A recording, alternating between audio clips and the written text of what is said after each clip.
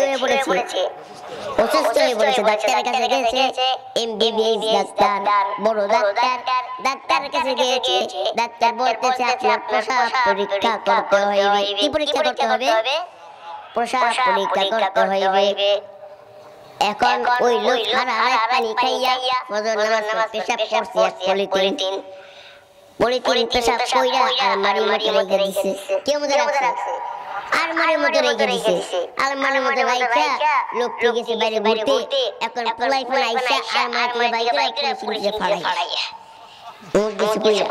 এখন বউ বলতেছে আমার স্বামী তো রাগান্বিত, আমার তো মারবে, আজকে তো আমার উপায় নাই। সঙ্গে সঙ্গে স্ত্রী গিলাসে পানি খাইয়া এক জগ আমার স্বামী তো রাগান্বিত, আমার তো মারবে, আজকে তো আমার উপায় নাই। সঙ্গে সঙ্গে স্ত্রী গিলাসে পানি খাইয়া এক জগ পানি খাইয়া ওই যেতটুকু স্বামী পেশাব করেছিল যে কতটুকু পেশাব কইরা পরিবর্তন কইরা আবার আলমারিতে রেখে দিছে।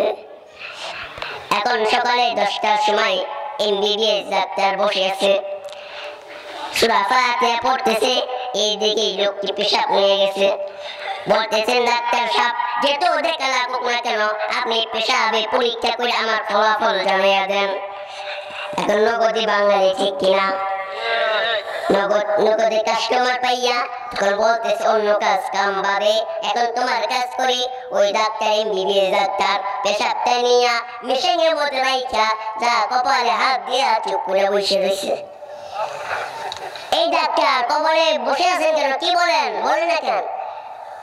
এখন ডাক্তার বলতেছে আবার দ্বিতীয়বার মেশিন আবার ওইখানে পেশাব রাখছে, আবার কপালে হাত দেয়, কিন্তু তারপরেও বলতেছে না কি অবস্থা। ওই লোকটি বলতেছে ডাক্তার তাড়াতাড়ি বলেন, আমার যে সহ্য হচ্ছে না। ওই ডাক্তার বলতেছে এই মিয়া দুনিয়া, আপনি আমার সকাল সকাল মুন্ডে দিয়ে নষ্ট করে। আমি এখন কি করলাম? আপনি তো জানেন না, আপনি তো 8 মাসের বাচ্চার বাবা হয়ে গেছেন।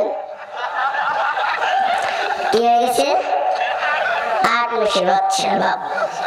এখন তো মনে করলেন যে আগে যে রোগ ছিল ওই রোগ বইলা যাইয়া এখন এই রোগের মধ্যে পড়ছে। যে মেয়েদের তো একটা রাস্তা রয়েছে, কিন্তু আমার কোন রাস্তা দিয়ে সন্তান প্রসাব করবে, বের হবে, লোকটি এরকম চিন্তা করতেছে। আগের ওষুধ বাদ দিয়া আরেকটা ওষুধে ঝামেলায় পড়ছে। রাস্তা দিয়ে যায় আর এই দিকে হাত দেয়, এই দিকে হাত দেয়, বাচ্চারা জানি কোন সাইডে রয়ে গেল। তারপর বাড়ি গেছি, বাড়িতে বউ বলতেছে যে স্বামী কি বললেন? ডাক্তার দুঃশালী কথা বলিস না। কি বললেন? দুঃশালী কথা বলিস না, বিপদে পড়ে গেছি। কি বিপদে পড়ছেন? ডাক্তার বলেছেন যে 8 মাসের বাচ্চার বাপ। এখন তো চিন্তায় পড়ে গেল। এখন বউ বলতেছে স্বামী আপনি কোনো রাগান্বিত হবেন না, আমি একটা কথা বলতে চাই। কি কথা বলবা? আমি সকালে আপনি যখন পেশাব করে আলমারিতে রেখে গিয়েছিলেন, আপনি সন্তানগুলো ওই পলিথিন ফাটাইয়া পেশাবগুলো বাইর করে দিয়েছে। আমি ভয়ের সাথে স্বামী ডাক্তার মিশা কথা বলে নাই, ওইখানে পেশাব আমি করেছি। ডাক্তার ঠিক বলেছে, আমি 8 মাসের বাচ্চা। আমি মনে করি যে কেউ যদি চলে যায় আমি নিশ্চিত মনে করছি 8 মাস বা 9 মাস। কি মনে করবো? 8 মাস বা 9 মাস।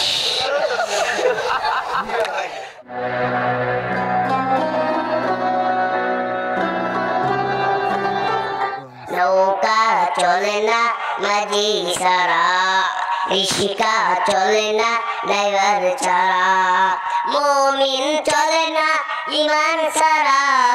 লা ইলাহা ইল্লাল্লাহ, লা ইলাহা ইল্লাল্লাহ, লা ইলাহা ইল্লাল্লাহ। বাইজান বহু দুহুরে মদিনা, বাইজান বহু দুহুরে মদিনা, আমরা কেমনে যাব জানি না। দয়া করো দয়াল আল্লাহ, দয়া করো দয়াল আল্লাহ, পুরো মনের বাসনা। লা ইলাহা ইল্লাল্লাহ, লা ইলাহা ইল্লাল্লাহ। لا إله إلا الله محمد رسول الله صلى الله عليه وسلم الحمد لله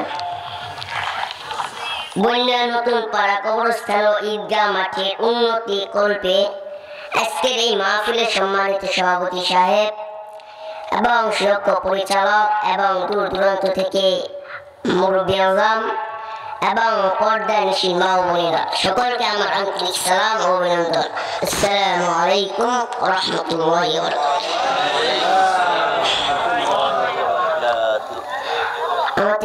আমাদেরকে সুস্থ রাখছেন কে? জোরে বলেন আল্লাহ। আমাদেরকে সুস্থ থেকে অসুস্থ করে পরীক্ষা করেন কে? আরেকটু জোরে, কে? আল্লাহ। আজকে যে এখানে সুস্থ অবস্থায় বসেছি, এইরকম বসার তৌফিক দিয়েছেন কে? আজকে যদি অসুস্থ থাকতাম তাহলে এখানে আসতে পারতাম না। আল্লাহ তাআলা আমাকে এনেছেন, এই জন্য সেই আল্লাহ মহান আল্লাহ তাআলার প্রতি সকলের শুকরিয়া আদায় করি আলহামদুলিল্লাহ। যে নবীকে সৃষ্টি না করলে আসমান জমিন গাছপালা নানান সৃষ্টি হতো না, সেই নবীর প্রতি সংক্ষিপ্ত দূর পাঠ করি সাল্লাল্লাহু আলাইহি ওয়াসাল্লাম। আলহামদুলিল্লাহ, আপনারা ভালো আছেন তো ইনশাআল্লাহ? মানুষ সবাই নিজের বুঝতে বুঝে।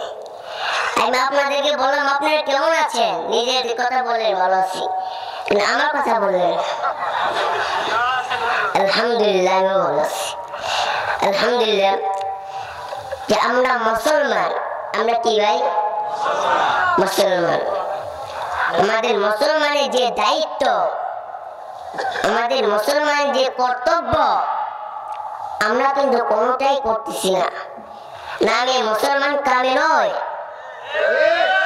আজকে যদি আমাদের মুসলমানের পরিচয় হচ্ছে ইসলামের দিকে আসা, নামাজের দিকে আসা, কিন্তু আজকে মুসলমানেরা আজকে 16 ডিসেম্বর উপলক্ষে অনেক জায়গায় দেখতেছেন 9টা 10টা করে বক্স করে আনতেছে, মাইক আনতেছে। এটা তো মুসলমানের পরিচয় নয়, এটা মুসলমানের পরিচয় নয়। সাহাবীরা কিন্তু এইরকম পরিচয় দেয় নাই, নবী কিন্তু আমাদের এইরকম শিক্ষা দিয়ে যান নাই।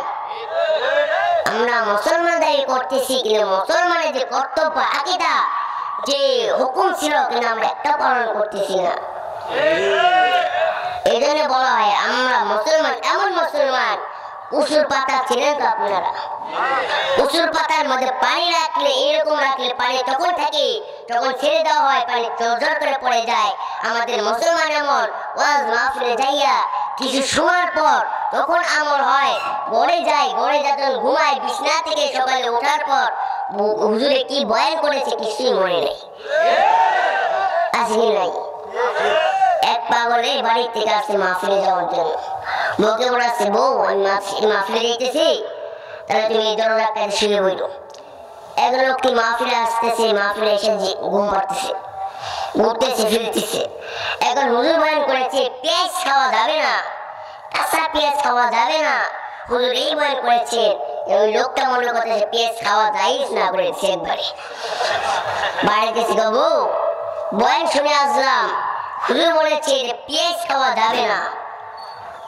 ও তো চিন্তিত হয়ে গেল, মশলা ছাড়া পেঁয়াজ যদি মশলা না দেয় তরকারি কিন্তু স্বাদ লাগে না। স্বাদ লাগবে? এরকম মান দিতেছে কিন্তু স্বাদ লাগতেছে না, মজা পাচ্ছে না। বউ রাগ করে হুজুরের কাছে আসতেছে, হুজুর আপনি কি ওয়াজ হুজুর আনছিলেন, যে ওয়াজ করেছেন আমার স্বামীকে তরকারি পেঁয়াজ দিতে দেয় না। কি বলেছে? পেঁয়াজ খাওয়া না জায়েজ করেছে, একবার হারাম করে দিয়েছে। আপনি এটা তো শোনেন নাই যে পেঁয়াজ কাঁচা খাওয়া না জায়েজ কথা বলেছে, কাঁচা পেঁয়াজ খাওয়া যাবে না এই কথা বলেছে। তাহলে আমরা এইরকম যেন না হই, যে পার্থ ছিলেন থিরা কলের মুখ যদি থিরা না ধুয়ে আমরা টিপতে থাকি সারা বছর, সারা জীবন যদি আমরা টিপতে যাই, ওই যোগটা জীবনে বোঝাই হবে না। বোঝাই হবে যদি থিরা মুখ বরাবর, কি বলে মুখ বরাবর রাখি, 8-9 টিলেই বোঝাই হয়ে যায়। আর আমাদের মন যদি চাহিদা যদি আমার দিকে থাকে তাহলে ওই ক্লাসের ন্যায় ঠিক ওই রকম অল্প আমলে নাজাতের জন্য যথেষ্ট হইবে। কিছু বলার কারণে ওই কিছুর উপর আমল করার তৌফিক দান করেন আমিন। আলহামদুলিল্লাহ, যে আমি কুরআন কারীম থেকে ছোট্ট একটা আয়াত পড়েছি যে লাইন শাকারতুম লাযিদান্নাকুম ওয়া লাইন কাফারতুম ইন্না আযাবি লাশাদীদ। যে আমরা দুনিয়ার এত কিছু আল্লাহর নিয়ামত ভক্ষণ করতেছি, শুকরিয়া আদায় কোনটা গেল আমাদের খেয়াল নাই। আছে খেয়াল নেই? খাবার বইছি, গোস্ত ভাত খাইতেছি, বিসমিল্লাহ নাই, খাবার পর শুকরিয়া আদায় নাই, নুন কম হইলে মুখ করে উঠি। এক লোক আশা করে দাওয়াত দিছে, এখন মরা মানুষের দাওয়াত আপনি জানেন, এরা তো সুন্দর করে আয়োজন করেছে কিন্তু তরকারির মধ্যে নুন হয়নি। ওইখানে তো বলতে পারি না, রাস্তায় গেলে গেলে করে কি আম দিচ্ছে না রান্না দিল। এরকম আছে কিনা? নাই, আছে। তাহলে ভাই এটা মুসলমানের পরিচয় নয়, তো মুনাফিকের পরিচয় হয়। যে একটা মুসলমান সাহাবীরা যখন এক বাড়িতে যাইতেন, নুন হোক বা ঝাল হোক কোনো কথা বলতেন না, চুপচাপ রেখে আলহামদুলিল্লাহ শুকরিয়া আদায় করে তারপর ওইখান থেকে চলে আসতেন। কিন্তু আমরা তা করতেছি না, আমরা মুসলমান দাবি করতেছি কিন্তু মুসলমানের যে দায়িত্ব বোধ আমরা তা করতেছি না। আচ্ছা, ওইদিকে লম্বা করবো না। যা বলতে চাইছিলাম যে লাইন শাকারতুম লাযিদান্নাকুম, যে আমি নিয়ামত দিয়েছি তোমাদের, নিয়ামত পাইছো, এই নিয়ামতের শুকরিয়া আদায় করো যদি, তাহলে আমি তোমাকে নিয়ামত বাড়িয়ে দিব। লাইন শাকারতুম লাযিদান্নাকুম। আর ওলাইন কাফারতুম ইন্না আযাবি লাশাদীদ, আর যে নিয়ামত পাইয়া নিয়ামতের শুকরিয়া আদায় করে না, আমি তাকে নিয়ামত ছিনিয়ে নিই এবং আযাবে গ্রেফতার করি। নাউযুবিল্লাহ বলেন না। তাহলে আমরা কোনটার মধ্যে আছি? ওলাইন কাফারতুম ইন্না আযাবি লাশাদীদের মধ্যে রয়েছি। কিন্তু আমরা লাইন শাকারতুম এটা ভোগ করতেছি, কিন্তু আমাদের যে আকীদার যে কর্তব্য ওইগুলো আমরা পালন করতেছি না।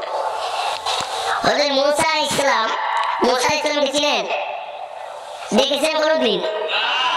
নাম শুনেছি, নাম শুনেই আমরা এরকম পাগল। হযরত মূসা আলাইহিস সালাম আল্লাহর সাথে বন্ধুত্ব, আল্লাহর সাথে কথা বলেন। এখন আল্লাহ মূসা আলাইহিস সালাম গেছেন আল্লাহর সাথে কথা বলার জন্য তুর পাহাড়ের দিকে। এবার কয়েকটি হাঁস রাস্তা দিয়ে যাইতেছে, এখন ওই হাঁসগুলো বলতেছে, মূসা এইখানে 2 মাস ধরে বৃষ্টি হয় না, 3 মাস ধরে বৃষ্টি হয় না, আপনি তো আল্লাহর সাথে কথা বলেন, আপনি তো আল্লাহর সাথে বন্ধুত্ব করেছেন, আপনি তো আল্লাহর কাছে খুব প্রিয়। হে মূসা, আপনি আল্লাহর কাছে বলেন যে বৃষ্টি কবে আসবে। কি বললেন? বৃষ্টি কবে আসবে? এখন এই কথা বলার পর মূসা আলাইহিস সালাম বলতেছে ঠিক আছে। এই কথা বলিয়া মূসা আলাইহিস সালাম যাইতেছে তুর পাহাড়ের দিকে। রাস্তার অর্ধেক যাওয়ার পর আর এমন একটি লোককে দেখা যায়, তার হাত নাই, পাও নাই, পঙ্গু অবস্থায় শুয়ে আছে। উনি বলতেছেন, হে মূসা, আপনি তো আল্লাহর সাথে কথা বলেন, আপনি তো আল্লাহর বন্ধুত্ব, আপনি তো আল্লাহর প্রিয়। মূসা, আপনি আল্লাহকে বলেন আমি এইখানে 500 বছর ধরে শুয়ে আছি, আমি তো কোনো কাজে লাগতেছি না, কাজ কাম করতেছি না, আল্লাহর নামাজ পড়তে পারতেছি না, জিকির ব্যতীত আর কোনো কিছু করতে পারতেছি না। এই মূসা, আপনি আল্লাহকে বলবেন আমাকে কেন সৃষ্টি করেছে। এই কথা বলার পর মূসা আলাইহিস সালাম তুর পাহাড়ে যাইয়া আল্লাহকে বললেন, ইয়া আল্লাহ, এই তুর পাহাড়ের আসার আগে 2 জন জিনিসকে দেখলাম। এক হাঁসগুলো বলতেছে বৃষ্টি কবে দিবা, বৃষ্টি কবে দিবা আল্লাহ। এখন আল্লাহ তাআলা বলতেছেন, হে মূসা, ওদেরকে যায় বলো বৃষ্টি 500 বছর পর হবে। কি বললেন? 500 বছর পর বৃষ্টি হবে। আর দ্বিতীয় কথা, ওই লোকটা যে বলেছে ওকে কেন সৃষ্টি করা হয়েছে, কোনো কাজে নয়, ওকে আমি জাহান্নামে ছিদ্র গুঞ্জানোর জন্য সৃষ্টি করেছি। এই কথা শুনে না মূসা আলাইহিস সালাম আবার চলে আসতেছে। এখন ওই লোকটির সাথে দেখা, ওই লোক বলতেছেন, হে মূসা, আল্লাহ কি বলেন আপনাকে? মূসা আলাইহিস সালাম বলতেছেন যে আল্লাহ বলেছেন তোমাকে সৃষ্টি করেছে জাহান্নামে ছিদ্র গুঞ্জানোর জন্য। কি বুঝানোর জন্য? জাহান্নামের চিত্র বুঝানোর জন্য। সঙ্গে সঙ্গে লোকটি শুকরিয়া আদায় করে ফেললো। তখন বলতেছেন, তুই পাগল নাকি?